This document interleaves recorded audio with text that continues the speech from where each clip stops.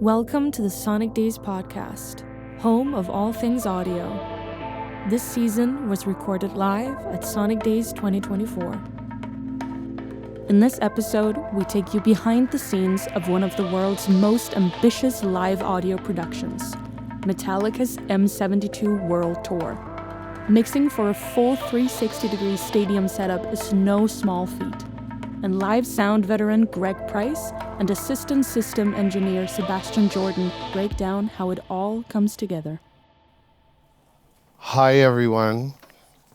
First of all, thank you for coming, and thank you, Sonic Days, for having me.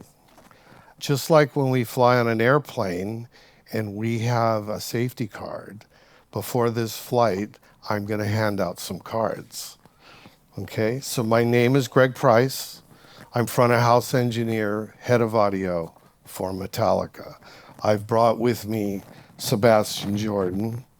He is one of two system engineers that I have on tour. So this is the M72 tour. We've been on tour for 2 years with this system. This is the largest system deployed in the world.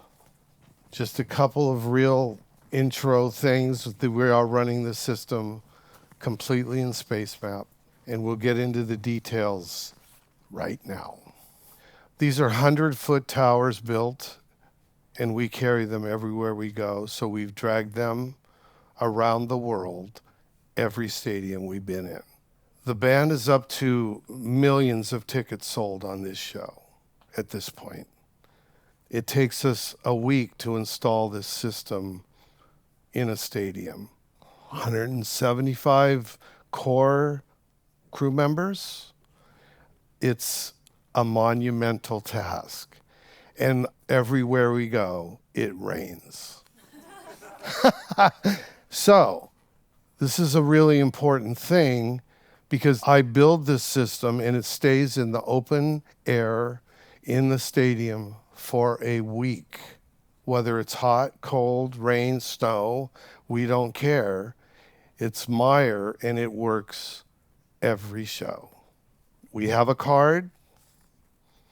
You can see that I have 16 hangs on each tower, 16 Panther speakers.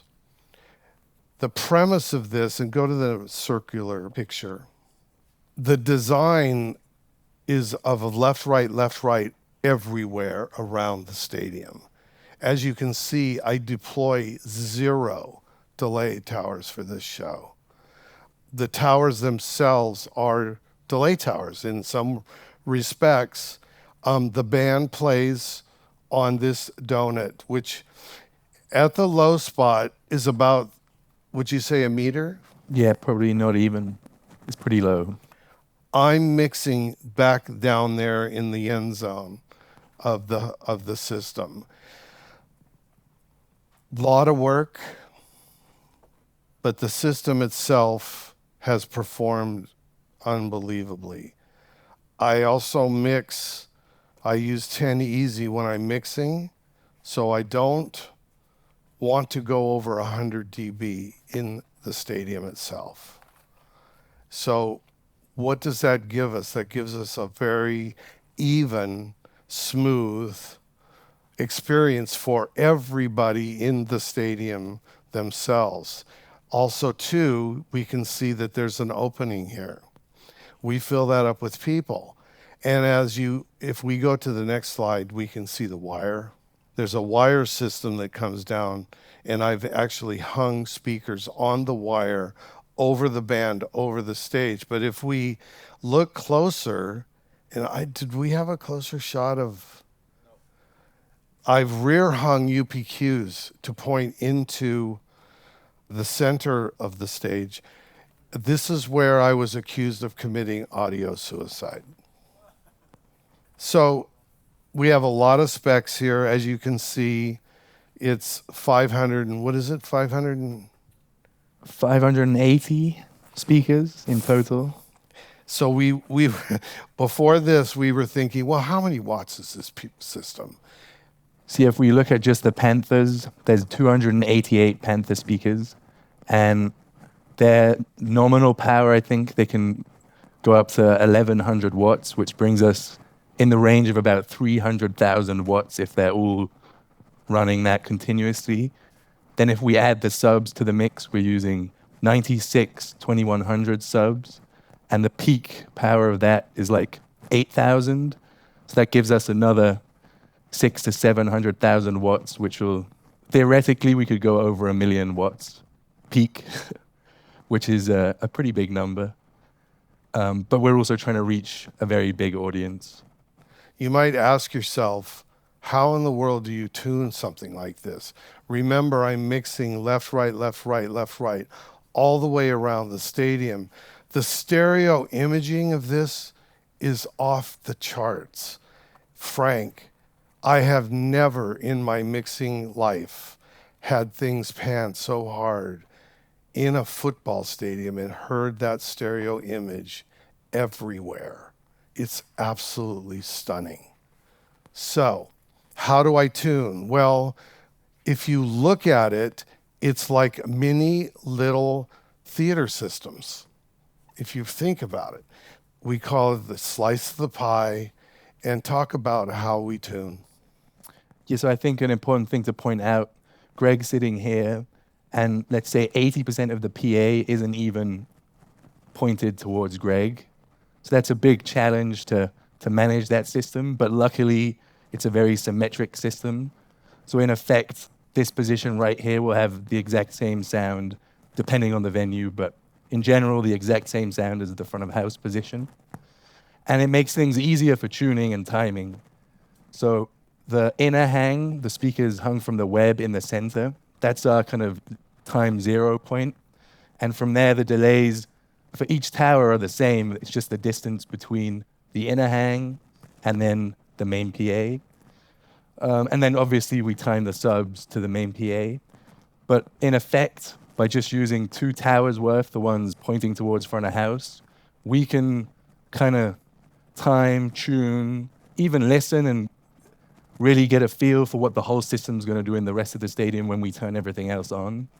And it's been very consistent. So obviously we walk the room with the whole PA on, but for instance, an opening act can come in and just sound check on the 2 towers that are focused towards front of house, and other people can still be working in the stadium without music blasting the whole day. So it's actually a very flexible system, and that's down to the design and the consistency of the products we're using. So if you think about it, we have 8 front of house positions. Every corner of the system is a front of house perspective. And I've designed it so that if I'm sitting here, that's left, right with the subs and everything else. If we're on the other side, it's a mirror image of that. So it's a continuum of front of house mixes. Here's the other thing. We put a laser, and you have to do this. Otherwise, if these towers aren't within a centimeter of where they're supposed to be in the stadium, the wire system is going to struggle with that. So when I first start tuning, I go straight to the center of the donut itself. And I want to hear what that sounds like inside the middle of the stage itself. So I work out, so I start from the center and work out. You can see there's left, right. We have front fills, of course. The stage is filled with sub bass, and then as I migrate out into the audience, it's a pure, seamless flow between the bottom of this PA and those Panther that are hanging there, and it's just one continuum. So also too, I want every seat to have perfect audio. That means I'm with Sebastian and I'm up here on the top of the system or the stadium, wherever we are, making sure that I don't care where you are. You could be in the middle, you could be at the top, you could be right with me. We figure there's like 7 entertainment zones within this system. But my prerogative is to make sure the entire 80,000 people are having the same experience. So that's a little bit of work. I'm methodical in my approach. Then once the band comes on to play, he takes over. Talk about that. Yeah, so me and other crew members will walk the whole venue just to be ears on the ground, listening if everything is still working, because the PA here could shut off and Greg would never know about it. He could be mixing and you wouldn't hear that. So on that side of the stadium, you don't really hear that when you're listening to the PA facing your way. So it's twofold. One thing is we're walking around listening wherever we can be up the very top of the stadium. We keep walking laps. But during the same time, Chris, the other system engineer, he's at front of house to make any adjustments if needed. And he can monitor all the speakers that are connected to the network, which in our case is all the Panther speakers. And we're working on getting all the subs network connected. So in Nebra, which is Mayer's AVB software environment, we can see not only the audio passing to each speaker, but also the temperature of the circuit board in that speaker. So this whole thing is run on fiber. You can see it. We call it the fiber highway. And this is what he's talking about. This is the drive itself. And the telemetry on this PA is absolutely off the charts. Never before have I been able to look into every single amp, what the fan speed is on that amp, the temperature, is it work? I mean, this is like an do you guys like F1 at all? And you've seen that telemetry thing they've got? I have a PA that's doing this. It is absolutely amazing. This is me in front mixing. It's a shame you can't see 10 Easy, but we can see my level of the PA during the show, during full throttle. That's 101 dB, and this is a big moment during the show. Okay? So we're really trying to mitigate level, create an incredible fan experience for the greatest heavy metal band in the world. There's a lot of data here. I don't want to bore you with details, but do you have any questions about so far of what we're doing? How do you deal with the different venue shapes? Do you figure the curves? You ready? This is such a great question. And the question is, how do we go from stadium to stadium and keep consistency? If we were to look at my smart charts, I'm within 1 dB of my traces for almost 2 years. How do I do that? Well, we start with bothering the stadium for their dimensions, their architectural design. I get the drawings from the stadium, we look at them, and then we hand them to Bob McCarthy. Do we know who Bob McCarthy is? So Bob and Meyer, they're really the ones that helped design this PA. I had ideas. Of course, I'm a willing guinea pig, but we get the stadium drawings, we get them to Bob. Bob puts them on Map 3D. We get angles. And then we contact the stadium themselves. So we hear that a show was there last week with a single woman singer. There were a lot of complaints because in the very top row, they couldn't hear the vocal. I get a hold of the stadium engineer. We talk. I'm very proactive in how we do this. So we get the drawings. Bob sends us his Map 3D. Then Chris and I and Sebastian go into the stadium with a rangefinder and double check these numbers. And I mean, we're leaving no stone uncovered. We are double checking every corner of the stadium itself. Then we re-enter our numbers. Once we get that, then I'm with Sebastian and Chris, and we're walking around the stadium going, yeah, that's a reflection. Yeah, that's going to be a problem. What are we going to do? But, every stadium isn't the same width.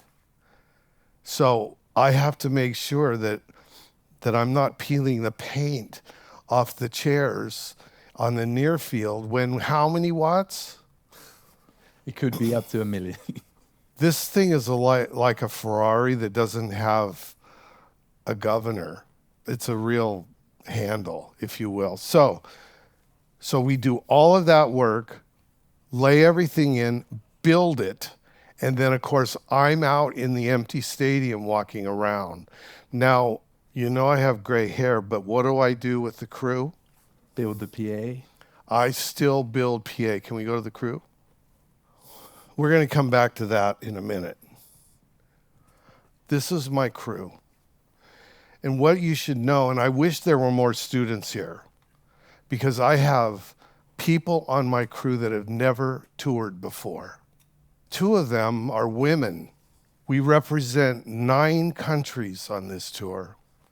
This girl, never been on tour. Sebastian, First tour. talk to us about your journey. My background's somewhat unconventional. I don't have an audio background, but I studied electrical engineering. So I have a master in electrical engineering, focusing on signal processing. In the meantime, while I was studying, I worked at a lot of festivals and concerts, but not in audio yet. It was more on the staging side, barricade, other sides of things. And then when I graduated, I thought, well, couldn't I combine my study and this industry? And that has now brought me here. And I'm still learning every day, but I think it's a very good place where technology, but also live events come together. So it's been a very exciting experience, and I've learned a lot. And hopefully I can add to the group. I mean, in essence, this is a live school lab. It's a lab for people to come onto my show and learn how to do this. This is what we profess and what I want to bring young people. I teach, of course, mixing. My wife and I are donating money to have young people get involved in this industry. But these are people that have been through the rain and snow and mud for 2 years. Look at their faces. And every one of them has already signed up to come back on tour. So it's a family. It's an environment that comes from a classroom like this out onto the biggest tour in the world. And I think important to note is that Metallica and you and the rest of the crew, everybody's very open to new technologies. The design's been pretty similar from the start, but within this 2 years, we've pretty significantly changed a lot of the things. We're like continuously tweaking the system, which I think is a very nice opportunity for everybody involved to stay. You stay on your toes, and we Right. keep improving. So to your question in the back, this is Mexico City, where you just eat the wrong food and you're sick. Nobody got sick, but look what I have here. This is an F1 track, basically, and there's a huge reflective surface there right underneath my PA. So how do we mitigate that? I spent 2 days up here. See where this guy is right there? I'm up there with him, and we got to fix it. And I will not stop until it's fixed.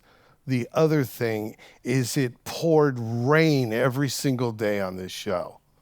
Every day for 2 weeks. When I took this PA down, and by the way, it's 4 a.m. after I mixed the show, I'm taking the PA down, personally. When I landed, water just poured out of it.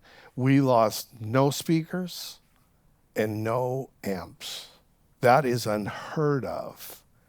And my hat is off to John and Helen Meyer. So let's go back, because the details here are ridiculous. You can see 72 switches. Read us off some tech talk. Yeah, so we use the Galaxy processor. I think in total we're in the 40s, so 45 Galaxy processors. And these are distributed through the whole stadium. So there's a significant amount of them are in front of house, but at each tower there's a drive rack also connected to the speakers. And we're also running 3 AVB networks in parallel for redundancy. So we call it analog, but from front of house to the tower is over AVB. And then from the tower up to the speaker, the last little bit of it is analog. That network is a double network, so a primary and a secondary. And in addition to that, we have a separate MEP network, which stands for Milan Endpoint, which means the devices on that network, all the way to the final device, the final speaker, it's connected to the network, and it shows up in Nebra. So each of these things is a stack of 16 speakers, and you can go into these speakers and see all sorts of information, like the level you're driving it with, the specific driver levels, but also temperatures of specific parts of the speaker. And if anything goes wrong with any of these speakers, we'll receive warnings, and we could adjust it or change things if needed, or swap an amp in the rare case that we do need to swap an amp. And know this, we're continually trying to push the envelope in the network, in the switch side. We bother the Meyer people all the time. We want them to rewrite code. Luminex sent a switch out that wouldn't work originally. I mix on an Avid S6L, and the original 2 years ago had a Milan card. I wanted to connect to the system Milan. Well, it's not ready for it yet. And we're not going to dive into a system that is not quite ready. But I have the Milan card, and we continue to test day in and day out. Now, I happen to know that we have new things coming in the industry, and that's what we do. The manufacturers hear from us. They know that I want it. They're continually working on it. And lo and behold, next year, we'll have it. And we will run the PA completely on Milan. And it brings a lot of other benefits. The fact that we can look into the system that's this large like this, it's unheard of. It really is. Because now, like he told you, I can only hear 2 towers. How do I know what's going on with a system this large with everywhere else in the stadium? Because if you are sitting on the other side and the PA goes off, that can't happen. We kind of have a mandate. There isn't an act of God or human error that can create a fault. It's not allowed. How do I combat that? Redundancy and hard work. Anything else? Does anybody have any questions? So it takes us several days to put in. It's over 100 trucks. You might have a question.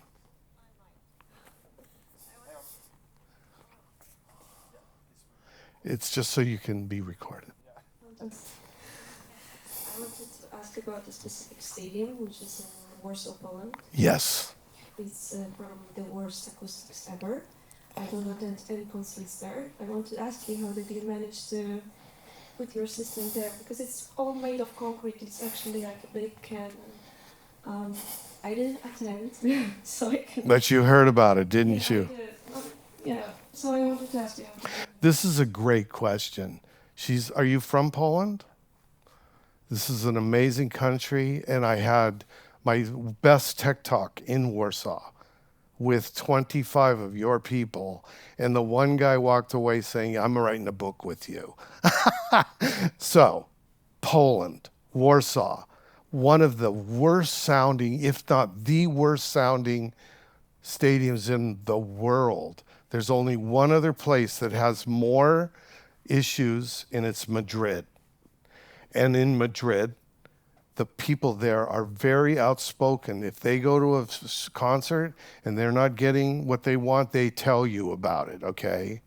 So we're going to talk about my harvesting of social media. But let's go back to Poland. I had been hearing about this for months. I went early, and I got together with the stadium people. And so we got out onto the open stadium. What's the problem? Well, this is the problem. You can see the . I said, this isn't a problem. So they go, okay. So we hung it. We put it up. We checked our numbers. We did our due diligence that we always do. They were very forthcoming with their stadium design from architectural DWG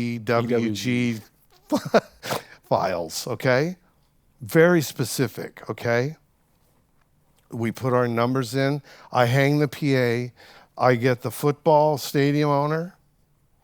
I get the stadium owner, the city official, and of course, this is a Live Nation show. So I brought the district leader of Live Nation because they are all on pins and needles about this. We start our process of tuning. I get it all tuned up, and I went to the very top because that's where most of the problem is. And they're all standing up there, and they're like, how is this possible? They couldn't believe what they were hearing, okay, number one. Number two, all these stadiums have extra systems in them to help the very top. Whether it's a speaker right there, do you see it? Well, look at that one little speaker, and look what I have. I mean, it's like, you know what, in the wind, okay? It just isn't going to happen. So I take them up there. We turn it on. I've got it at half volume. And they're going, yeah, this is great. I go, wait. And I call him, and I tell him, let's put it at show volume. And they're like this. So that's how I did it. So there isn't any challenge I'm not going to back down from. Case in point. You see right here, these are the subs. Do we see them? They're right here. These are VLFC, very low frequency subs. I have them here as well. In the middle of the European tour, we decide we're going to change sub bass on this system. And by doing this, we could leave the subs I had in Madrid, put them on a boat, and I pick up the new subs, the 2100s, the brand new 2100, 21-inch Meyer sub bass cabinets. I had never tested them. I'd only brought them to my studio, and we listened to them. So in a stadium bigger than this, we put them right in, and we turned it on, and I did not touch my console because I know the mix is there. But as we're listening, we're starting to hear extra low end on the kick drums, extra focus and clarity in double kicks. All of a sudden now the bass guitar is getting more clear on the bottom frequencies. And I'm just standing there going to everybody, don't touch my console. Don't touch it because the mix is already there. Let the PA do what it does. And that's what we ended up with. So, 96 2100s, 48 VLFCs, and I went to John Mayer and asked them about the VLFC because when I first came on to Metallica, they only used them for pyro booms, okay, samples. I said, how am I going to use them all show long? He said, well, the mics you have in Lars's drums don't go down that low. So we started researching mics. I found the mics I wanted, and we went into the band studio for a month listening to microphones, recording them, sampling them, and then going back and forth to see, do we have the right mic? Then I did the most, again, audio suicide. I put the mics inside the toms. And this is an old trick from the past, but we spent a month perfecting it in the band studio. When we brought them out here, people could not believe the tom sound. Could not believe it. So this is what we do. We live and breathe this. It's a working, living lab that we want to bring young people to continue to work and find their new way in life. Anybody else? I think that's it.